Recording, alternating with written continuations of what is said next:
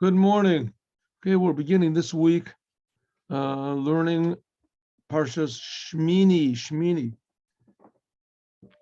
Really, we learned this last year also, but and you can find it last year, and maybe I'll even put it up this year, and we'll learn something else. But meanwhile, let's learn this beautiful mimer written by the first Lubavitcher Rebbe about 250 years ago, in a book which is called Torah18a, which Torah18a explains very deep ideas of Judaism and of reality. And of course, it's based on the idea that the whole world depends on the Jewish people. And that the Jewish people, it's their job to reveal the reason, the purpose, why God created the world and why he's creating the world all the time. Hasidic Judaism, especially the Alter Rebbe here, the first Alter means old.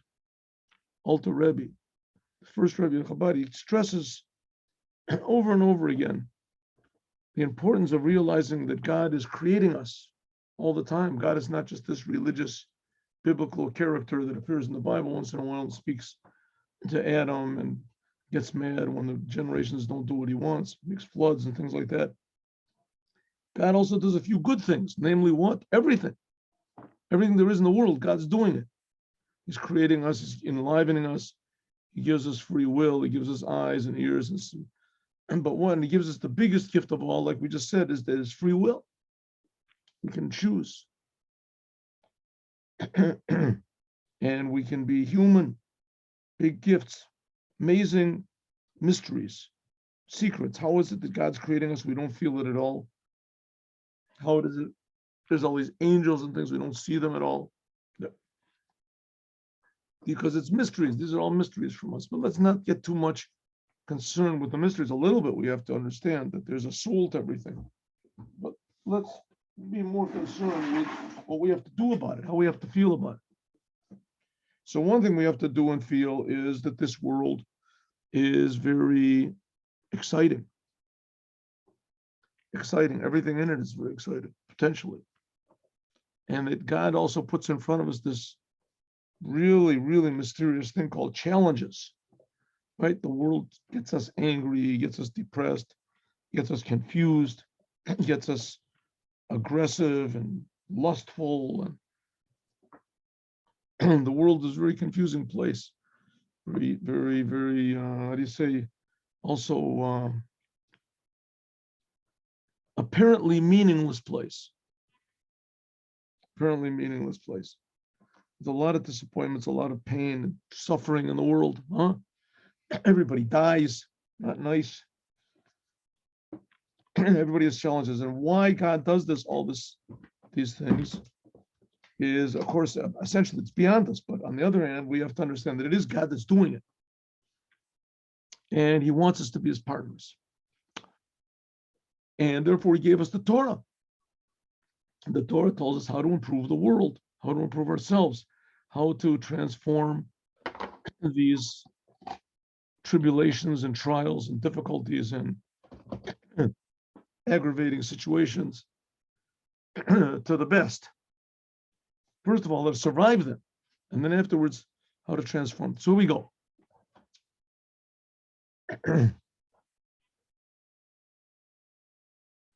Okay, this week's Torah portion speaks about also the animals which are kosher and which are not kosher. Animals which are kosher and which are not kosher. Right. At first, you might think this is a little bit of a sort of disappointing thing for the creator of the universe to be talking about. We were talking about all these mysteries and all these secrets. And if you look in the Torah, the Bible of the Jews, apparently it's not very mysterious at all. On the other, I mean, on one hand, it's pretty interesting, but on the other hand, if you look at it really closely, it's pretty hard to figure out why it's interesting.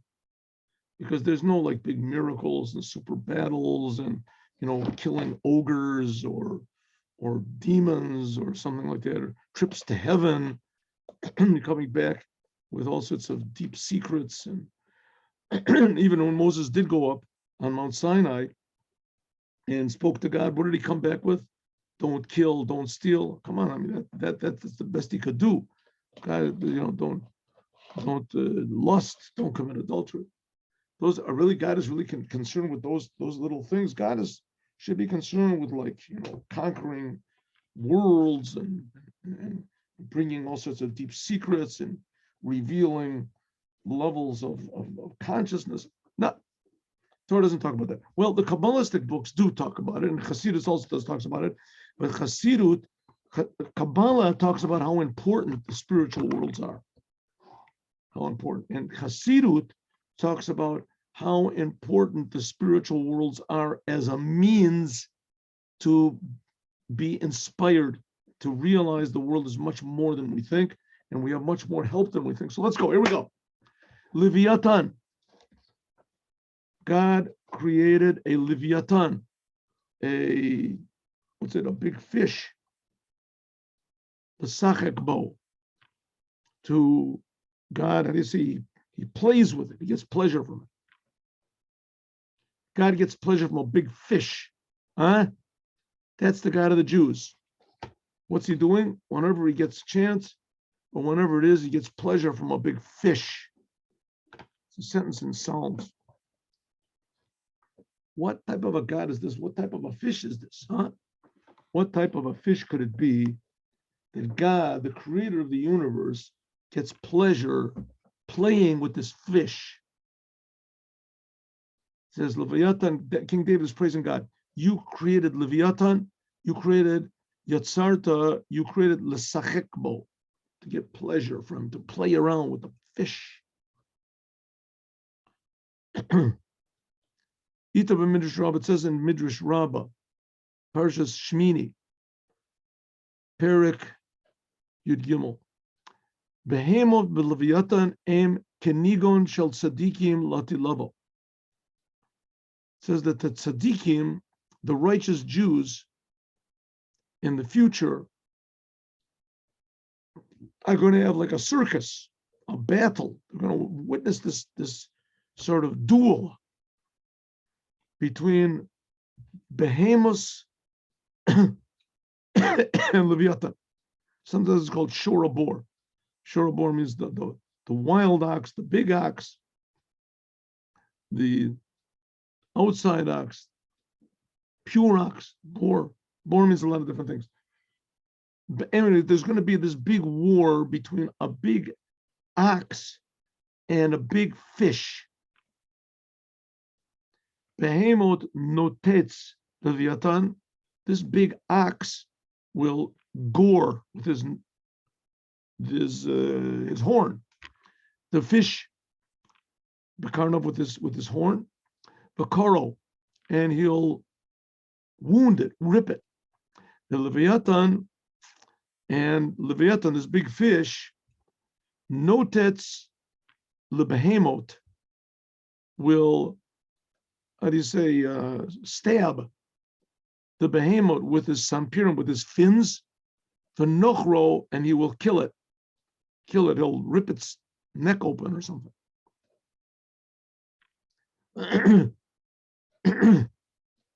V'nochro, he'll kill it. And then it says that the tzadikim will eat this fish. And they'll eat the fish, and they'll eat this animal, this big ox, because the fish is going to kill the ox. And so the tzaddikim will eat it. Okay, so now you can ask a question: what type of a tzaddikim are these? You can't eat an ox that was killed by a fish. And not only that, even a person that would kill, let's say, would grab hold of a fish and would kill an ox. That's not kosher. There's laws of how things have to be slaughtered in order to be kosher to eat. It's forbidden. Let's take an example: a sheep. It's forbidden to eat a sheep. You can't eat a sheep. It's forbidden to eat a sheep, a cow. It's alive. You can't eat a living animal. So kill it. If you kill it, then it's really forbidden. And it's really forbidden because it has to be slaughtered properly. If the animal is not slaughtered properly, then it is not kosher to eat. So one of the things that there's different laws. You have to learn the laws, very complicated laws. You have to learn the laws about how to slaughter a properly slaughter, and there also has to be proper thought also in this, and the proper motion has to be. But nevertheless, it has to be slaughtered from a person. A person has to slaughter it. And not only that, even if a person does slaughter, it has to be slaughtered with a smooth knife. It can be made from a rock or glass or anything, but it has to be smooth. Therefore, they always use metal.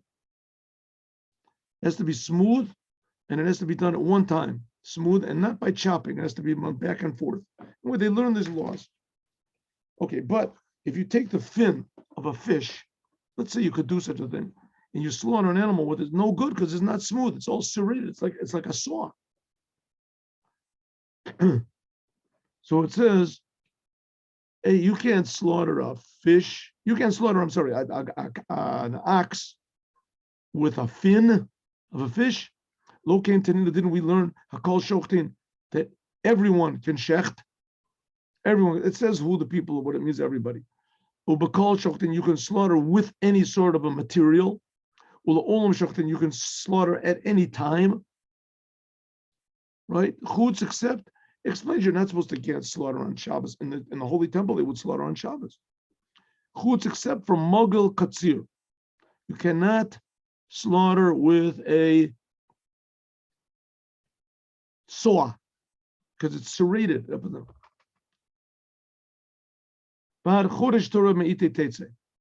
So the Gemara asks, how can the Tzadikim in the future, the righteous Jews, they're going to eat from this fish that was killed by, they're going to eat from this ox that was killed by a fish. And the fish killed it with his fins. First of all, fish can't kill.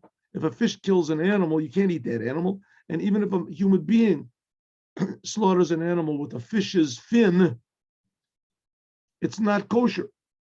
So the Torah answers, Chirush Torah me'iti teitze. It's going to be a new Torah. The Kodesh Baruch Hu, that God, Yatir, will permit as then shchitazu, this slaughtering, sheyishchot alavayatan, that this big fish will slaughter the ox, Sampirov, with its fins. Ubehemos, what is this behemos? This is, like I said before, this is shor habor. This is what is called the wild ox, or the outside ox, or the pure ox. Bor means a lot of different things. Okay, that's what it says in the Midrash. Okay, this makes, of course, absolutely no sense whatsoever. That's what we're waiting for. Then in the future, we're going to get a big ox to eat. We're going to get a big steak. That's the whole thing. Jewish people have been suffering and doing Torah and commandments for thousands of years in order to get this big ox to eat an ox. And not only that's not even going to be kosher. The ox is not going to be kosher. It says, hey, 1 minute. No, let's not go too far. It is going to be kosher. Because God is going to make a new law.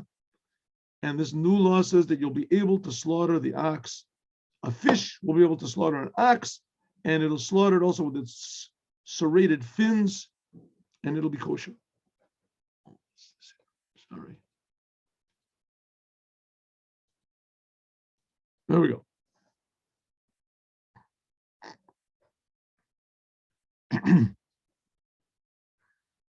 Well, I have an Indian Keniger. Let's understand this Kenigi, this whatever is Kenigon, this battle or circus or whatever it's going to be, the Leviathan with Shirabor, with the fish and this ox. What's going on? Any is like this. Kiyesh base minate tzadikim. There are two types of tzadikim. Now, tzadikim means literally a righteous Jew. Righteous Jew. But okay, so what does that mean? Righteous Jew. So it means, first of all, it's a person that's versed in the Torah. He knows the Torah. Number one. Number two, he's totally devoted, every moment of his life, every fiber of his being, to the God that gave the Torah. Not just to the laws, but to the creator of the world, who gave the Torah and who was giving the Torah and who's creating the world. So they're constantly in flow with this, with the infinite, incomprehensible creator of the universe that did give us his Torah. So it sort of is comprehensible, and you know what to do with your arms and your legs and your eyes, and you know how to act. And these people, Tzadikim, they are people that every instant of their life, they live according to the Torah in thought, speech, action, feeling, love, fear, awe, in tune with the Torah and God, every instant of their lives. Because simply, I mean, it's not so hard to believe because God is creating us every instant. That's what's hard to believe. But as soon as a person realizes that, so then it's, how do you say, it's a challenge to live every moment of your life accordingly. And that's the idea of tzaddikim. Says the Rebbe, there's two different types of tzaddikim in general. Ideally, all the Jewish people are going to be to this level. And when the non-Jews see this, it's going to make a really beautiful world, because they're going to realize that the same God is creating the Jews are so happy, is the same God that's creating them. There's only one God. He's creating everybody. He's creating everybody from love.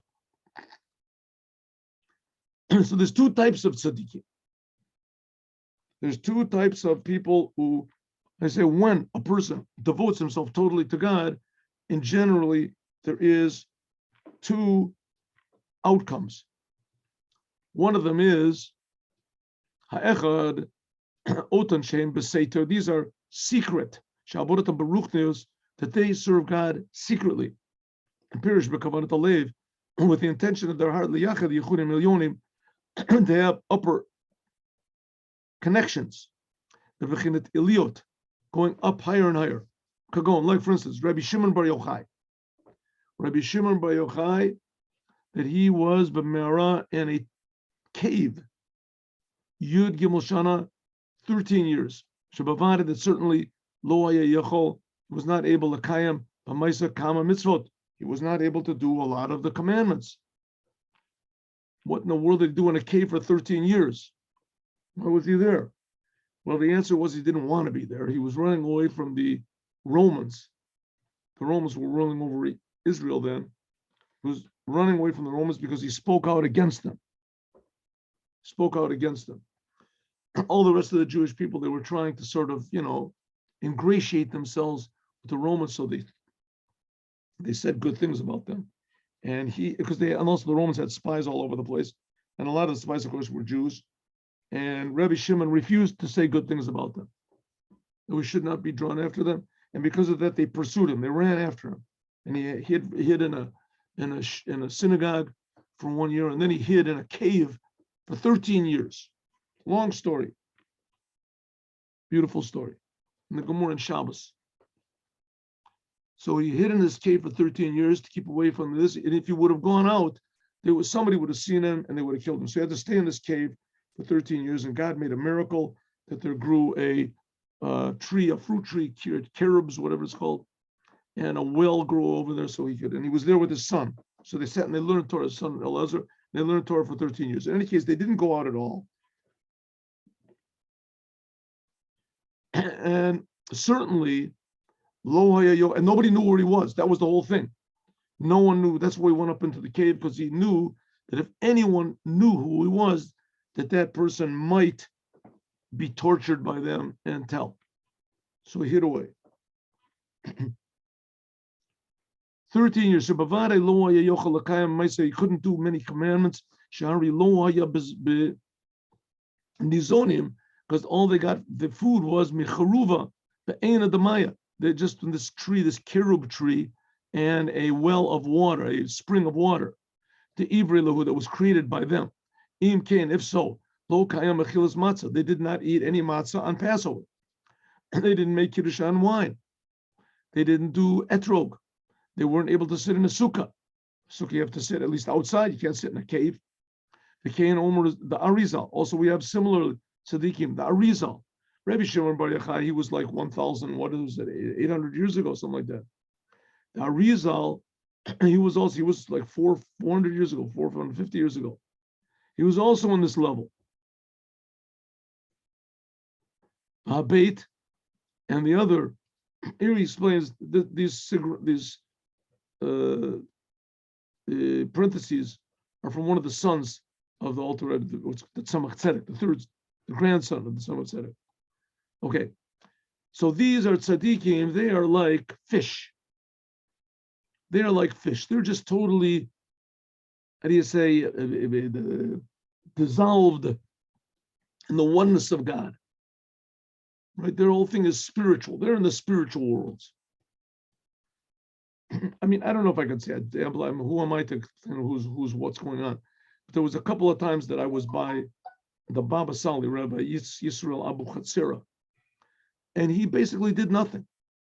He didn't do anything. I mean, he was, used to eat and sleep, and he had a wife, he had children, and that. But people would go and see him, and he would sit in a chair, and you just, mumble something. His secretary would explain sometimes what he had to say, and the man was just holy.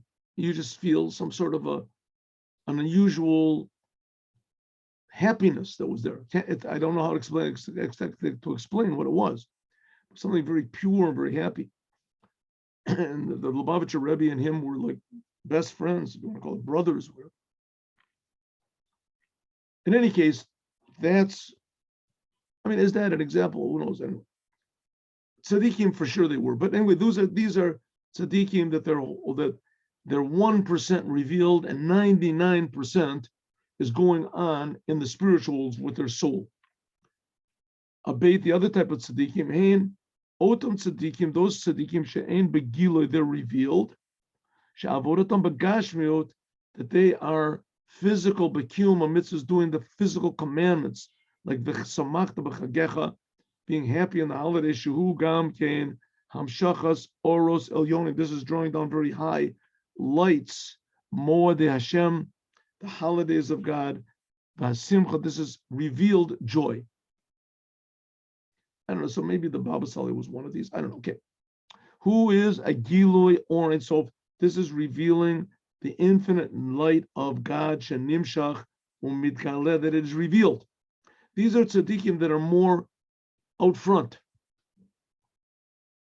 They, instead of being 99% hidden and 1% revealed, they are 98% hidden and 2% revealed.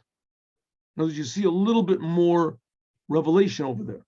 If a person is a tzaddik, it means that most of his whole consciousness is on God. But these tzaddikim are more in God, how he is found in the world, in details of the world. This is by means of the commandments. And these, not like Rabbi Shimon Bar Yochai, that he was able to be in a cave for 13 years and not do the commandments, and nevertheless he drew holiness and blessing into the world. These are tzaddikim that their whole thing is being in the world. Shebizman abayat, like for instance, the rabbis say in the time of the Holy Temple, in simcha ela babasar, there was only happiness only by eating meat. They would go to the Holy Temple and they would have sacrifices that they would bring shlomim, and they would bring, and they would eat the sacrifice. Some of it would be sacrificed on the altar, but most of it would be eaten by the owners. Hainu mitzvahs shlomi simcha, namely the shlomim, which was the happiness commandments that were done for every holiday. Shoyam mevim b'kol yom tov, that was brought every yom tov. Achshav, and now ein simcha ela b'yayin, and now there's only happiness, it says, with wine. You're supposed to drink wine, not overdo it, but on the holidays. And it was revealed. So there's two types of tzaddikim: ones that are totally concealed, and the other ones are tzaddikim that are revealed more. They're in the world. They're more active in the world. Their main emphasis is in Torah commandments, revealing.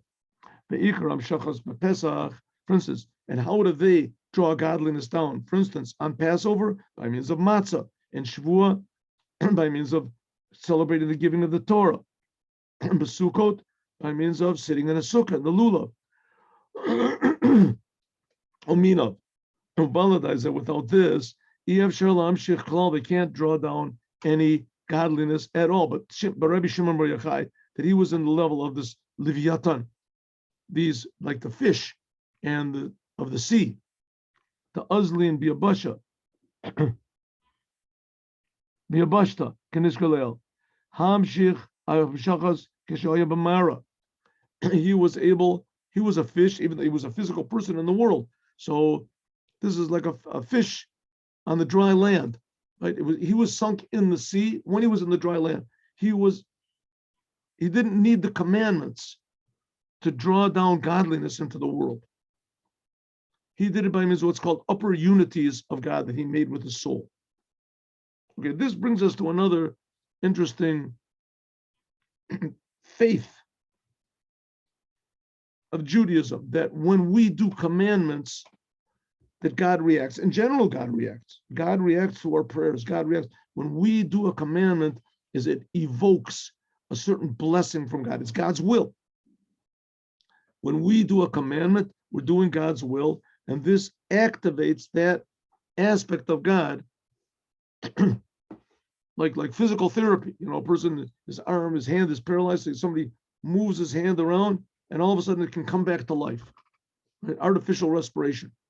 All of a sudden the person comes back to life. When we do a commandment, it's like giving artificial respiration to that one limb of God, that one physical therapy, and it draws godliness into the world. That's what we believe.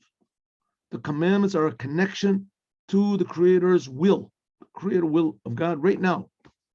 So Rabbi Shimon Bar Yochai, he was able to draw this down even when he didn't do the commandments, just by being who he was. But we have to do. He did the commandments when he did it. When he had a chance to do the commandments, he did that. But saying the Rebbe that know that when he it was impossible for them to do the commandments.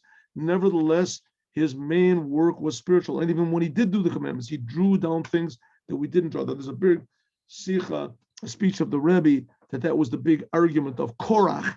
Korach, we'll learn about that terrible story in Judaism. There's a whole Torah chapter called after him. Right, and he was a pretty bad guy, and he convinced the Jewish people to go against Moses. And his whole claim was that when they're going into the land of Israel, the main thing in the land of Israel is the commandments. And as far as commandments go, Moses, as you and me are the same. If you want to talk about Torah, here in the desert we're learning Torah, then Moses, you're the greatest. You receive the Torah. Going into the land of Israel, as the main thing is going to be action, and me and you are going to be the same. And Moses said, you have no idea how wrong you are. Because when I do a commandment, it's a totally different reaction from God than when you do it. And I'm trying to teach the Jewish people to do the commandments like I do. Not like you do, like a cold fish. This is a living fish, Moshe Rabbeinu. Moshe Rabbeinu was living the upper worlds, and when he did the commandment, it was a total different world, total different thing.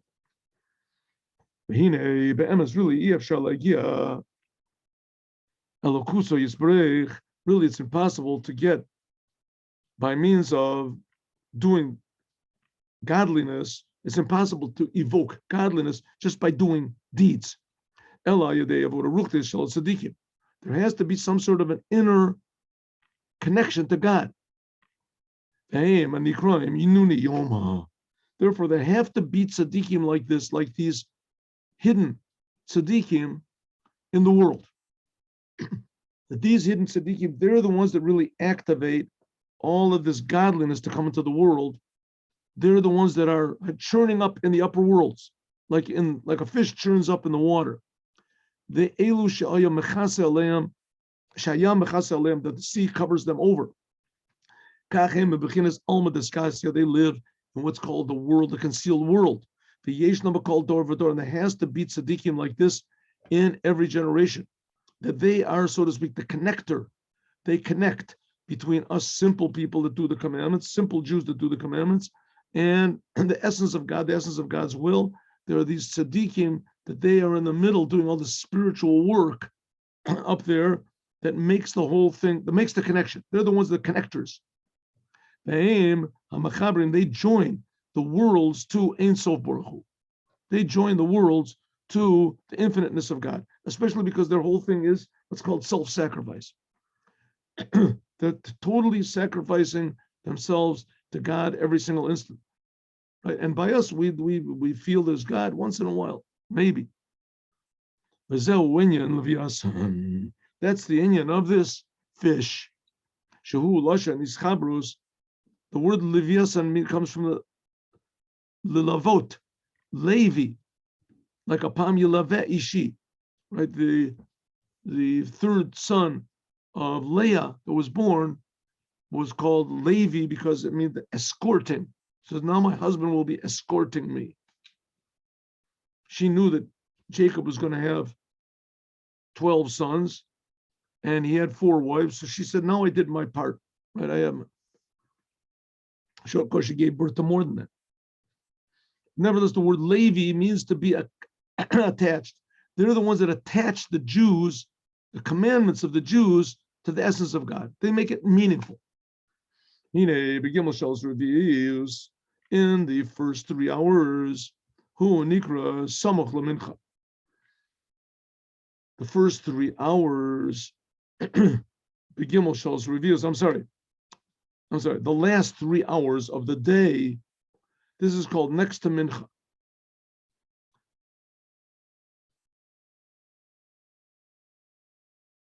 Like it says in the Gemara, Reish Perish Arvei Pesachim. Okay, there is, the day can be divided up into 4 3-hour periods. You divide the day up into 12 hours. What do you call it? There's a word for it in English. Anyway, it's called Shout Zamaniot. You divide the day into 12 equal parts. For instance, if nighttime is 12 hours, if night and day are equal, so every hour of the night is 1 hour, every hour of the day is 1 hour. But let's say you live in the North Pole or someplace like that, or in someplace in Petersburg, there's these places up north that sometimes the night is only 6 hours long. So then they say, no, it's not so. The night is 12 hours long, but each hour is only a half an hour long. Only half an hour long. In any case, the day is divided up into 12 equal parts, and the night is divided up into 12 equal parts, regardless of how long the day and the night are. So there's what's called the first of the 4, first quarter, second quarter, third quarter, and fourth quarter. The last quarter, the Gimel showed Reviot. And the fourth quarter, the 3 hours that are in the fourth quarter, this is called next to Mincha. Kedeita begamora rosh pesh avir kasachim. And Yitzchak fixed up this prayer of Mincha. It says that Abraham established the morning prayer, Yaakov established the evening prayer, and Yitzchak was in the middle. He established this second prayer right before evening. What's this got to do with anything? Yitzchak is the language of tzchok. Remember, that's what it said, tzachek. Yitzchak is the second father of Judaism. He is the language of tzchok, of happiness. Tzchok and schok, same thing, l'sachek. That's Rivka, his mother. I'm sorry, Sarah, his mother, called him Yitzchak. Because it was happy. Therefore,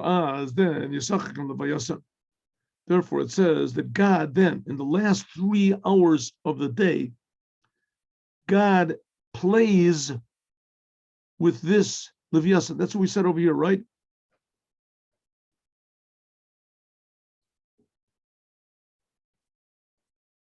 That God plays, it says, Leviathan Yisachak Bo, that God made it to play. It says in the Midrash that in the last 3 hours of the day, God plays, gets pleasure from this fish. Now, what is this fish? What did we just finish saying? This fish are these Tzadikim, that they're devoted totally to the creator of the universe. But their whole work is more soul work. It's secret. they activate this connection between God and the world through their service of when the Jews do the Torah in the world, but they're the ones that are take the spiritual side of it. So it says that the day is divided into 12 parts. Right before evening, that's the main time when there's this happiness. And that God plays, so to speak, gets pleasure from the work of these tzadikim.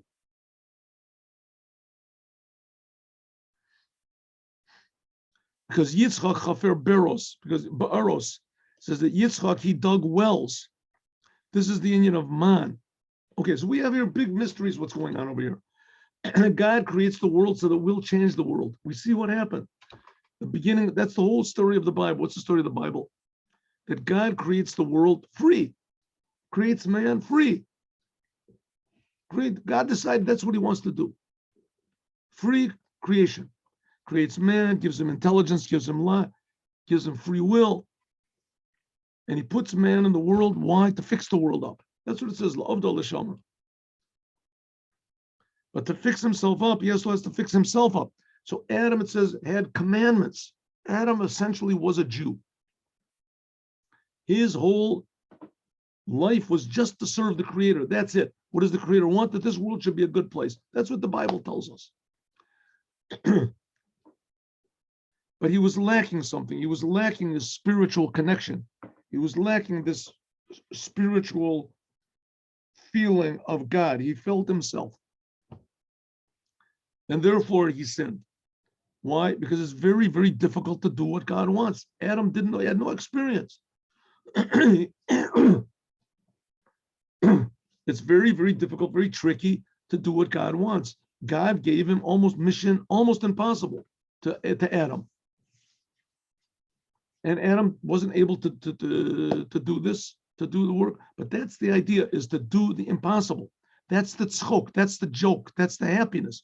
When a human being, eventually this was given to the Jews, when a human being defies nature and does what he's supposed to do in the world, to not be selfish, to do what the Creator wants, this is a tremendous joy to God.